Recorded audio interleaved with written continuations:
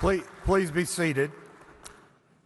When many people in America and around the world hear peace through strength, they immediately think of Ronald Reagan. And that's fair because it was one of his guiding principles, but it was not his original idea. Some may say we should trace the concept all the way back to the Roman Empire, but let's fast forward to America's founding. In January 1790, President George Washington said this in his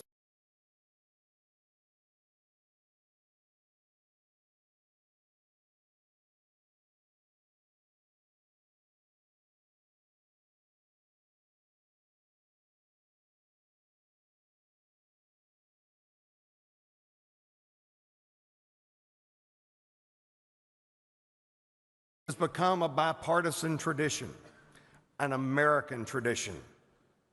It's one of the reasons why that at 10 of the 11 annual Reagan National Defense Forums, widely regarded as the preeminent international defense gathering in the world, we have welcomed the sitting Secretary of Defense. And this year, we're honored to welcome Secretary of War Pete Hegseth. It is clear that peace through strength has been a guiding principle for Secretary Hegseth, the department he leads, and the Trump administration as a whole. Now, this is the first time that the Secretary has been here as the leader of the Pentagon, but it is not his first time at the Defense Forum. And in fact, as I thought about his keynote address this year, I remembered something he said back in 2018. Quote, "We cannot forget that our military is ultimately what undergirds our strength and our ability to project it." That sounds to me like restoring deterrence with peace through strength. So, Mr. Secretary, thank you for your leadership. Thank you for joining us today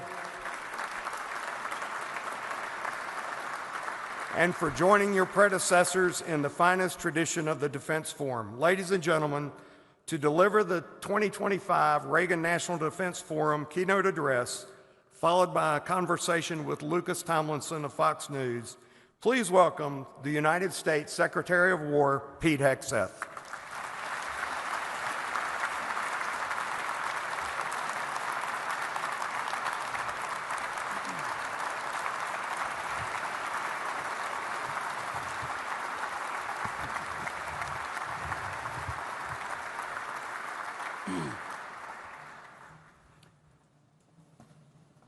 Well, thank you, and good afternoon. You know, folks in Washington like to invoke President Reagan's name often when they criticize President Trump. They say, or at least insinuate, that Donald Trump is nothing like Ronald Reagan. They say the current president's approach is nothing like the vision championed by Ronald Reagan at the height of the Cold War, as we grappled with the Soviets and ultimately prevailed. But those folks are wrong. They're dead wrong. Most who invoke Ronald Reagan's name today, especially self-styled Republican hawks, are not much like Ronald Reagan. The policies they've championed are nothing like his. In fact, for the better part of 30 years, they've been quite the opposite. If you look at actual policies, Donald Trump is the true and rightful heir of Ronald Reagan. It's President Trump who has inherited and restored President Reagan's powerful but focused and realistic approach to national defense.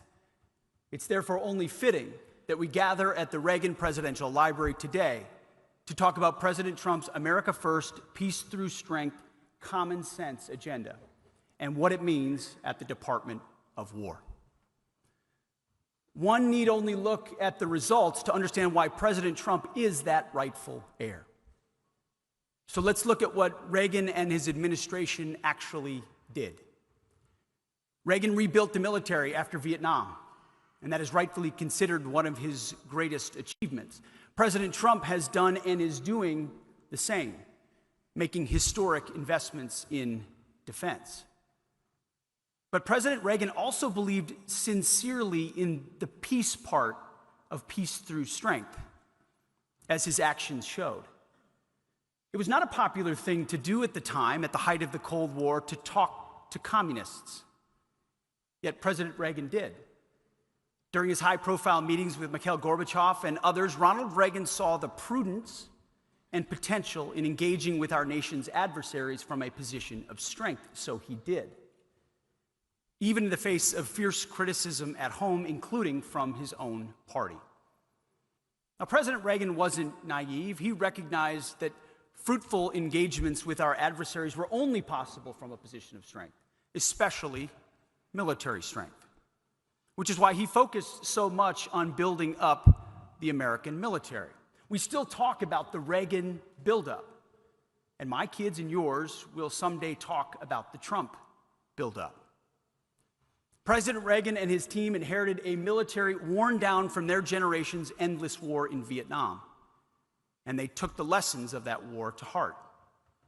This is why he was so deliberate in how he used the joint force. Indeed, the most famous military doctrine of the Reagan administration, named for his Secretary of Defense, Caspar Weinberger, was specifically designed to correct for the failures that led to Vietnam.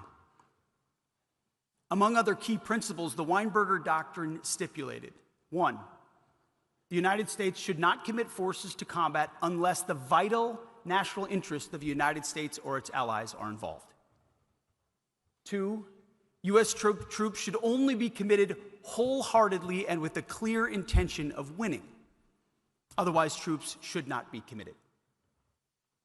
3rd, U.S. combat troops should be committed only with clearly defined political and military objectives and with the capacity to accomplish those objectives.